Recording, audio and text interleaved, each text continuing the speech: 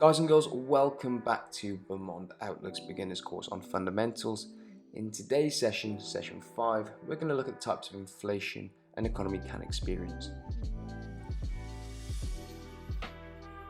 Every economy experiencing inflation, which we know is a decrease in the purchasing power of the money due to prices increasing, will have a definitive reason for, of course, the increase in prices. Now, it's important to understand that some inflation is internally driven, and this is what we tend to refer to as the healthy type of inflation, whilst others is externally driven and can cause some confusion.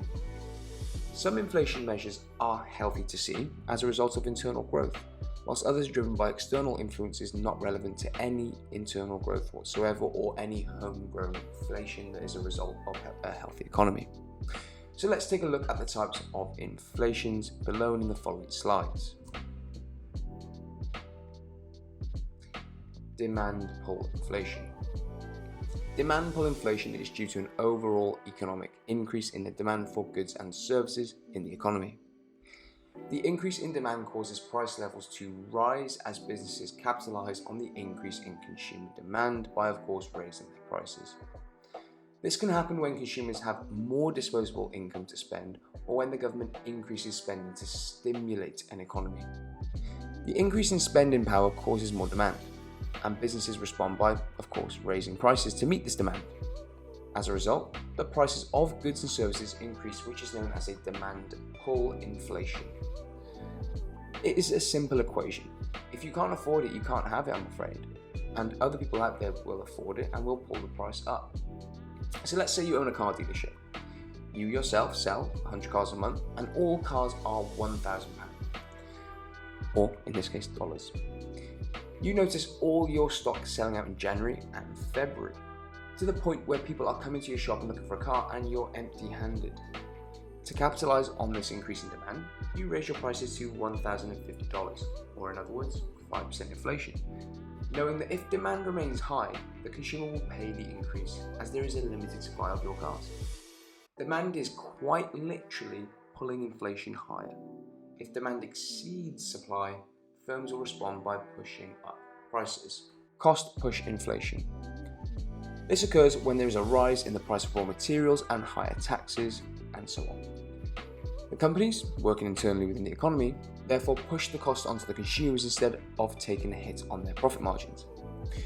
Cost push is simply when a business receives higher input costs on the goods and services that they provide. For example, an avocado in your local shop. Now let's say an avocado costs £2.50 per avocado to purchase. The shop is buying the avocados for £2 and selling them for £2.50, therefore making 50 pence, right? But suddenly there is an increase in price for the shop to purchase the avocados. They are now paying £2.50 per items instead of £2. Therefore, instead of taking the hit, they now sell the avocados for £3 to compensate for the costs. In other words, they push the 50p onto you, the consumer, to pay. They quite literally push the cost.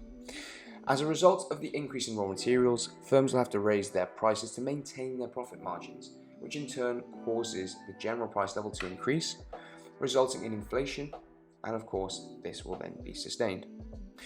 Cost push inflation is different from demand pull inflation, which occurs when there is an increase in aggregate demand for goods and services, which of course raises prices. Core inflation. This is known as the true measure of internal inflation. It is simply the inflation rate that removes any temporarily volatile factors that are occurring globally, such as energy, material, agricultural, alcohol, tobacco and food prices that are known to be volatile and can spike both upwards and downwards at any given moment. The idea behind core inflation is to provide a more stable measure of underlying inflation trends. Core inflation takes the overall inflation rate in the economy and subtracts all inflation derived from volatile goods and service prices, then presents the core, internal, true inflation representation. Another good way to view core inflation is the constants in an economy. No matter what, these goods and services will always be there, such as second-hand cars, rent, house prices. Many factors can cause short-term spikes and skews in the price of goods and services, such as weather-related crop failures, natural disasters, changes in energy prices, and even production prices.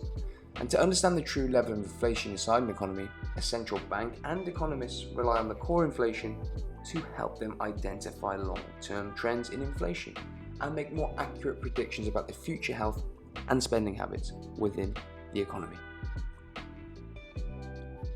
Imported inflation. Now, a depreciation in an economy's native currency and its exchange rate will make imports more expensive, as now businesses situated in the economy must pay more units of their currency in conversion to another currency to purchase goods and services. Therefore, the prices will increase solely due to the exchange rate effect. On the other hand, a depreciation of a currency will also make exports more competitive and will increase demand. The cheaper the currency becomes due to weakness internally in the economy, the closer an economy is getting to its trough. Remember this GDP cycle. Then the economy will likely start to recover. The cycle repeats. Now that's a side note, but imported inflation tends to be due to a depreciation in a currency for the native economy. Now, a lot of investors confuse imported inflation with cost push inflation. Cost push refers to the cost of production increasing.